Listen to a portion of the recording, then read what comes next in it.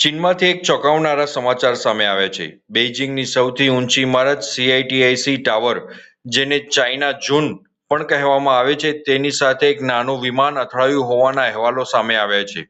અકસ્માત બાદ ઇમારતમાંથી કાચના ટુકડા નીચે પડ્યા અને આસપાસના વિસ્તારમાં ભારે અફરાતફરી મચી ગઈ.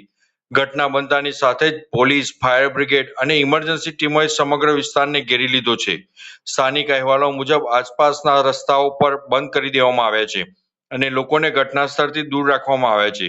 સૌથી મોટો સવાલ એ છે કે ચીન જેવા કડક સુરક્ષા ધરાવતા શહેરમાં આ વિમાન ત્યાં સુધી પહોંચ્યું કેવી રીતે? હાલ સુધી અકસ્માતનું સાચું કારણ સામે આવ્યું નથી, તેમજ જાનહાનિ અંગે પણ સત્તાવાર કોઈ માહિતી સામે આવી નથી. હવે સમગ્ર દુનિયાની નજર ચીનની તપાસ પર છે. આખરે આ માત્ર અકસ્માત હતો કે તેની પાછળ કોઈ બીજું કારણ છે? તમારી શું રાય છે? કોમેન્ટમાં જરૂરથી જણાવજો.